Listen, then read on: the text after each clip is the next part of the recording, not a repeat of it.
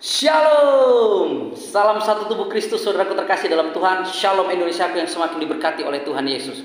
Saya Rifren Muhammad Paulus N. Tambunan sungguh bersyukur jika saat ini boleh membuat video untuk seluruh saudaraku terkasih pencinta channel YouTube Rifren Muhammad Paulus N. Tambunan, dan juga untuk seluruh pecinta channel YouTube yang ingin mendengar kesaksian demi kesaksian, yang ingin mendengar perjalanan hidup orang-orang percaya, dan ingin mendengar bagaimana setiap orang dipilih dan mengalami Tuhan, diberkati dan diutus untuk menjadi hambanya, untuk memberitakan Injil kerajaannya, kabar baik yang diperlukan oleh seluruh umat manusia.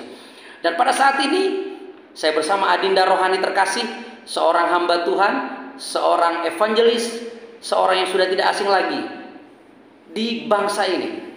Satu pribadi yang dengan setia setelah mengalami perjumpaan dengan pribadi Tuhan dan menjadi percaya, tetap setia hingga hari ini memberitakan Injil kerajaan, menyampaikan kabar baik, kabar keselamatan bagi banyak orang.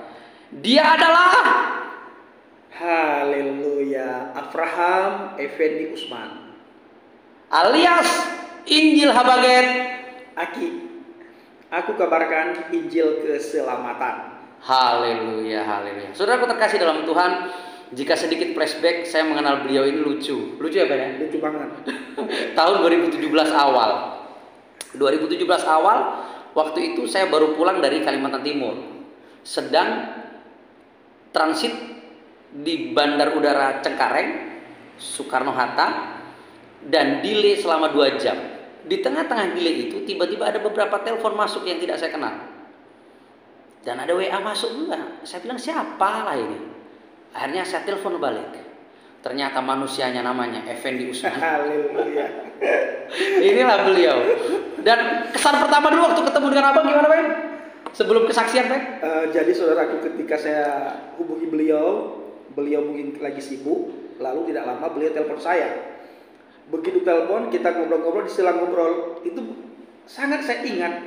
Beliau marahin saya berpikir, kenal belum, bertemu belum, kenapa marah-marah? Hanya itu sih Bang. Itu sangat berkesan. Tapi yang saya marahkan sebenarnya bukan marah dalam konotasi negatif, saudara.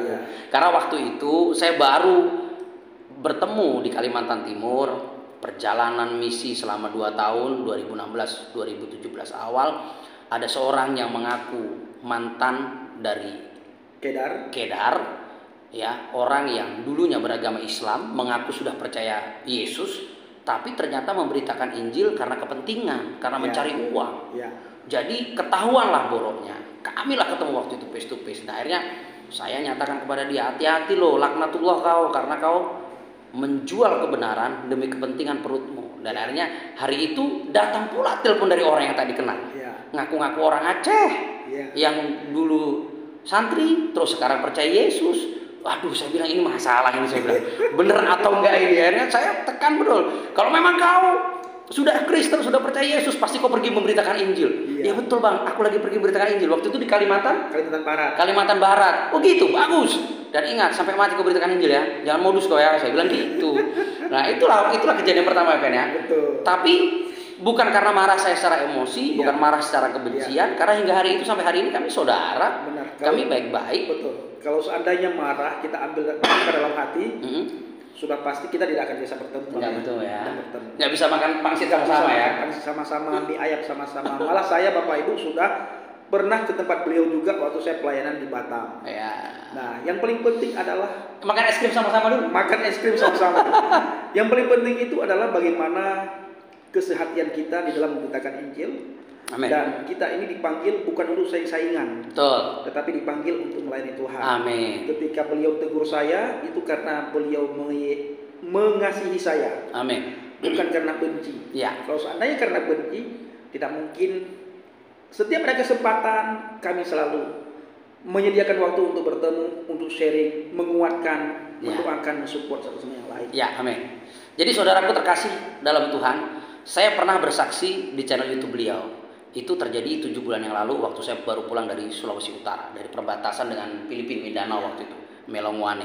Dan hari ini saya meminta kesediaan Adinda terkasih, evangelis, Avraham Effendi Usman untuk bersaksi di channel YouTube ini. Jadi saudaraku terkasih yang belum pernah mendengar kesaksian beliau bagaimana seorang muslimin Aceh bisa akhirnya menerima Yesus sebagai Tuhan dan Juru Selamat, bahkan mendedikasikan hidupnya untuk menjadi seorang hamba Tuhan, memberitakan kabar baik dengan kerinduan boleh menyelamatkan banyak orang yang belum percaya. Kita akan dengar bersama-sama kesaksiannya mulai dari sekarang. Yuk deh, silakan. Baik, saudaraku semuanya, salam kenal. Saya Effendi Usman, nama baptis saya Avraham. Jadi nama saya sekarang Avraham Effendi Usman. Nah, awal pengenalan saya akan Kristus itu sangat berkesan sekali, penuh dengan bisa dikatakan dramatis Bang ya. Wah, dramatisasi ya. Ya, luar biasa. Karena kesaksian itu Bang lewat caci maki. Cacian, makian, hinaan. Jadi awalnya pertama sekali itu tahun berapa itu? Tahun 2014 saya mulai melirik kekristenan. Tapi bukan untuk masuk Kristen. Tapi untuk mencari celah bagaimana Islam itu bisa diberitakan, dikabarkan kepada orang di luar Islam. Ya. Terutama sekali adalah mereka yang Kristen. Yes. Nah, tujuannya apa? Agar mereka masuk Islam. Satu orang masuk Islam, berapa pahala yang saya dapatkan? Yes. Nah, lambat laun Bang, ketika saya melirik kekristenan, saya setiap malam itu menonton film sinetron tukang bubur naik haji. Tukang bubur naik haji? Iya. Ya, oke ya. Nah, itu kan sangat terkenal sekali. Ya, betul-betul sangat terkenal. Nah, singkat cerita, karena saya punya usaha sedikit di Aceh, usaha sapu lidi ya, walaupun jatuh bangun segala macam, saya buatlah status iseng-iseng di media sosial. Insya Allah tahun 2017 tukang sapu naik haji. Insya Allah ya. Insya Allah ya. Tahun 2017 tukang sapu naik haji. Semua teman-teman yang memberikan komentar di Facebook itu kan mereka memberikan dorongan kepada saya, mereka mensupport saya, mereka mendoakan saya. Tidak ada satu orang pun yang tidak mendoakan dan tidak mensupport. Semua yang mensupport karena itu kan pekerjaan yang sangat mulia dan itu satu-satunya hal yang setiap umat muslim rindukan. Termasuk abang mungkin dulu ya, rindu untuk naik haji. Iya, keluarga udah naik haji tapi saya nggak mau. Nggak mau. Ya. Nah, singkat cerita Bang, ada satu anak Tuhan yang memberikan komentar. Namanya Ibu Sofi Silalahi. Sofi Silalahi. Oh, itu saya itu. Iya. Nah, beliau hadir di kolom komentar saya di Facebook saya. Beliau katakan, komentari, apa kamu bilang naik haji? Jangan-jangan tahun 2017 kamu pergi ke Israel, Yerusalem. Abang tahu sendirilah bagaimana kita ketika mendengar kata-kata Yerusalem. Israel itu yang paling penting, Israelnya yang paling penting harus digaris bawah. Iya. Saya caci maki dia, saya hina dia. Saya bilang Israel itu Yahudi, laknatillah saya bilang. Zionis ya kan? Itu Zionis segala macam. Kafir itu geraknya neraka. Itu nanti dia mati itu dasarnya neraka itu orang Yahudi saja. Yang hebat luar biasanya ibu itu tidak mau beliau tidak komentari saya, tidak membalas komentar saya. Diambilnya akun Facebook saya, dimasukkan ke grup. Islam bertanya, Kristen menjawab. Kristen bertanya, Islam menjawab. Nah, di grup itu ketika dimasukkan, saya senang. Saya bisa berdakwah di situ. Yes. Singkat cerita, Bang. Ada abang waktu itu di situ, Bang. Ada ya? Di grup itu ya? Ya, ada. Dan sampai hari ini grup itu masih ada, Bang. Masih ada, tapi kita sudah nggak di situ. Iya. Nah, singkat cerita, Bang, di grup itu sangat banyak orang Kristen. Iya. Dan sangat banyak juga orang Islam. Bisa dikatakan 50-50. Ya. Nah, singkat cerita, terjadilah debat di situ. Saya bertanya tentang ketuhanan Yesus. Kenapa kalian mentuhankan Yesus? Yesus itu nabi. Dia utusan. Dia hanya sekedar rasul. Bukan Tuhan, bukan. Coba bayangkan definisi Tuhan itu apa? Dia tidak mungkin bisa dilihat. Ya. Tidak mungkin bisa diraba. Tidak mungkin dia bisa makan. Tidak mungkin mati. Tidak mungkin mati. Ya. Dan dia tidak mungkin dilahirkan. Yes. Nah, akhirnya Bang, ketika saya bertanya seperti itu, saya tidak yang lucunya lagi, Bang, saya tidak mendapatkan jawaban. Orang Kristen ketika saya bertanya bukan dijawab, malah nabi saya dihina. Nabimu begini, tambah bencilah saya. Abang tahu sendiri ketika nabi kita dulu itu dihina, dicaci maki. Bela. Iya. bahkan rela mati demi nabi ya. Kita rela pertaruhkan nyawa, darah kita rela tercurahkan demi membela nabi. Nah, saya tambah amarah, tambahlah saya menghina kekristenan. Semua lambang Kristen pendeta tidak luput daripada hinaan, cacian, makian saya. Di sela-sela hinaan saya, cacian saya terhadap orang Kristen pun membalas cacian saya, Bang. Membalas hinaan saya dengan mempertanyakan nabi saya. Adalah muncullah satu orang hamba Tuhan yang bernama Bapak Kurnia Budi. Begitu muncul beliau, Bang, beliau langsung bertanya jawab dengan saya. Apa yang saya tanyakan beliau jawab. Lalu beliau bertanya kepada saya, Mas Pendi, karena beliau orang Jawa, beliau panggil saya Mas.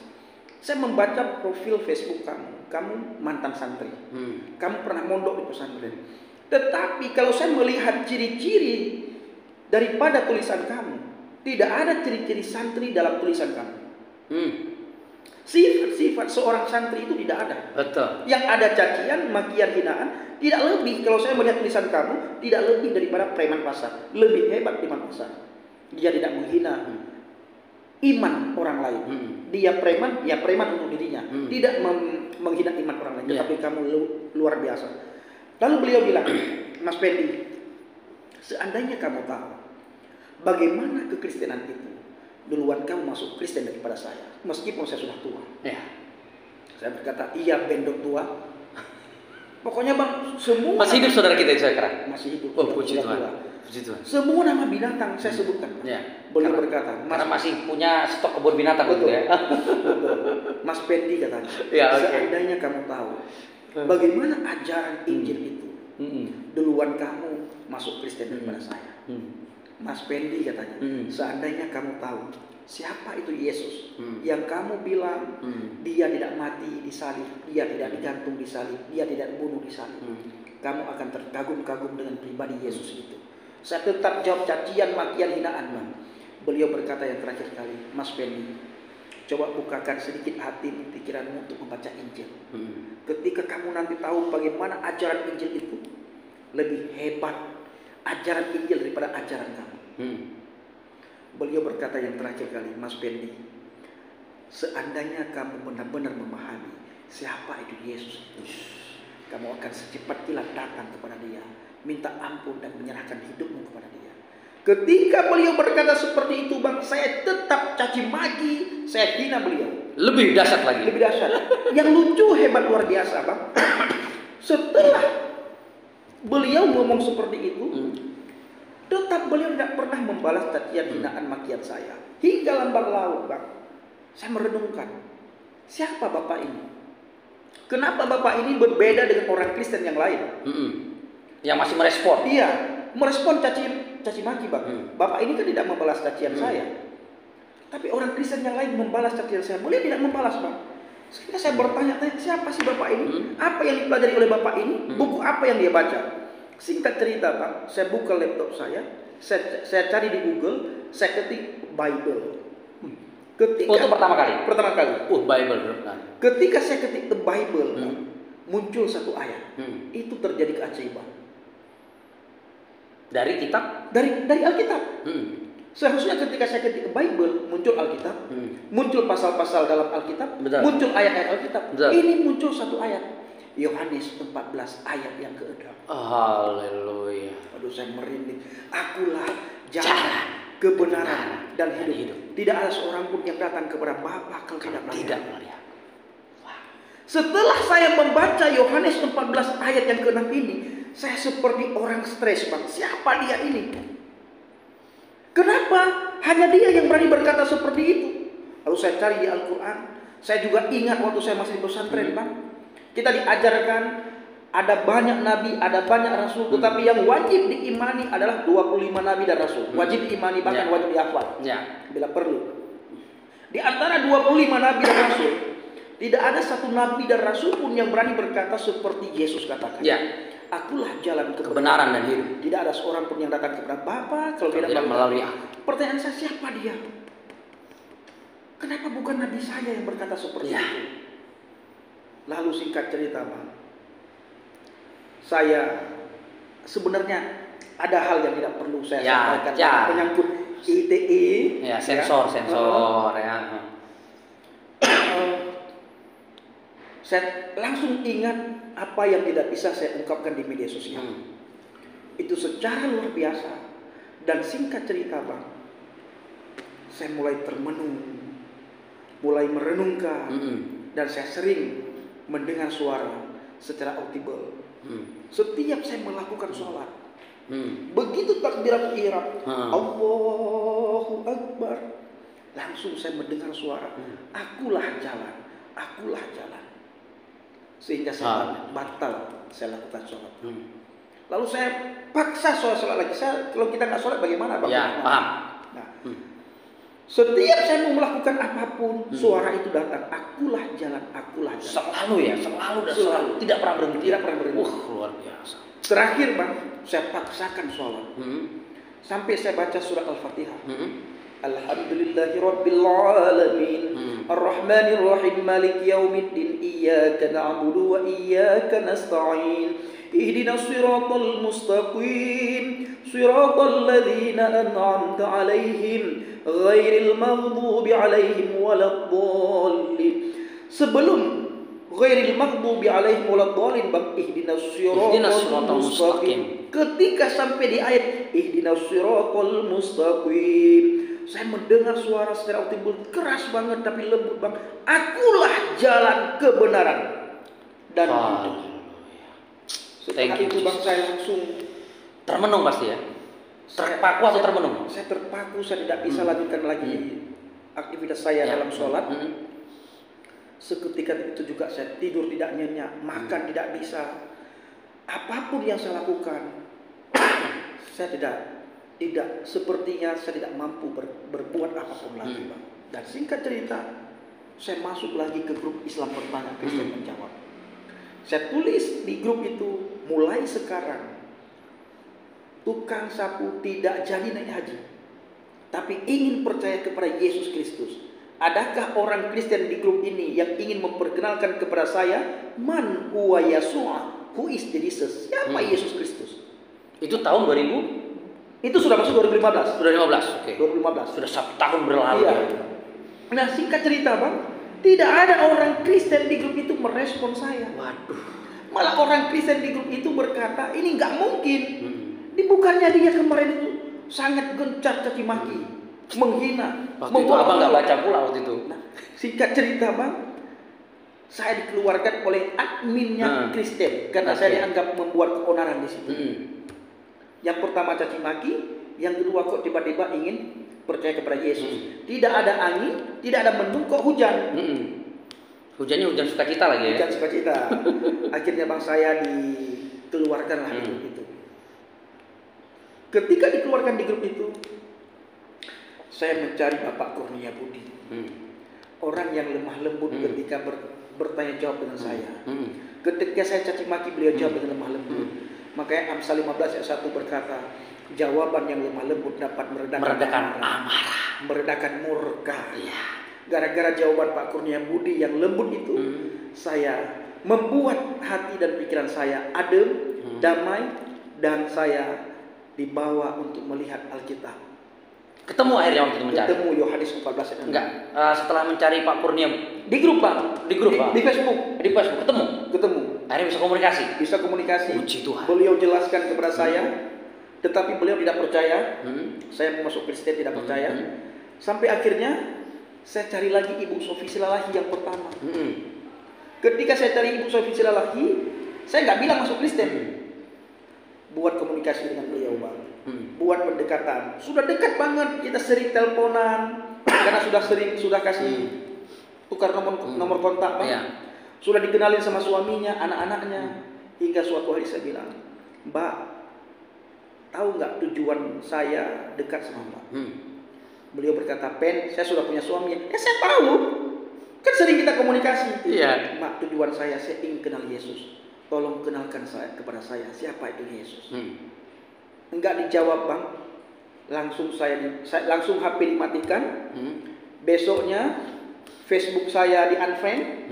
Dia kirim messenger, kalau kamu ingin percaya Yesus jangan melalui kami. Waduh. Ngomong itu pula si Itoku ini. Aduh, carilah orang lain. Karena gini bang, Aceh punya sistem sendiri, Paham? syariat. Betul. Apabila ada orang Aceh yang masuk Kristen, konsekuensinya kan gede bang, Ya. luar biasa ya. Apa yang akan terjadi? Dan bukan saja orang yang bersangkutan, termasuk yang kan ini orang tahunya mengkristenkan. Nah singkat cerita, beliau messenger begitu, besoknya cari blokir.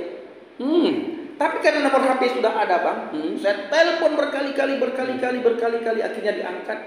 Dibilanglah, Pendi, Dek, kalau kamu masuk Kristen carilah orang lain. Sayang sekali ya. Lalu saya bilang, Kak, saya benar-benar loh ingin masuk Kristen, saya ingin percaya kepada Yesus. Tolong kenalkan dulu kepada saya, siapa yang mati di salib itu? Hanya itu. Masalah masuk Kristen dan gak masuk Kristen itu gak ada urusan. Saya ingin mengenal siapa yang mati di salib. Tolong perkenalkan kepada saya. Bukan masalah agama Kristen. Tapi kamu bilang masuk Kristen, saya ingin mengenal Yesus Kristus yang mati di salib. Tolong kenalkan kepada saya. Lalu dibilang bang, maaf ya, kamu salah orang. Carilah orang lain. Tetap bang, saya telepon, singkat cerita diangkat sama suaminya. Oh gitu. Suaminya bilang, kenapa telepon istri saya setiap hari? Ini saya bang Effendi. Saya tahu kamu Pendi. Nah kalau abang tahu saya Pendi, tidak mungkin abang bertanya seperti ini. Karena kita sudah kenal. Lalu abang itu bilang, Pendi, bukan kami nggak angkatnya teleponmu. Carilah orang lain. Jangan melalui kami kamu masuk. Nanti kalau ketahuan, kami juga kena. Yang kedua, belum tentunya kamu sungguh-sungguh nanti dalam agama Kristen. Saya jawab, Bang, masalah sungguh-sungguh tidak sungguh-sungguh, yang paling penting sekarang adalah bukan masuk agama Kristen. Kenalin kepada saya siapa itu Yesus Kristus. Lalu abang itu berkata begini, oke, Pendi, ada satu permintaan saya sebelum kamu berangkat ke Medan. Sanggupkah kamu makan daging babi?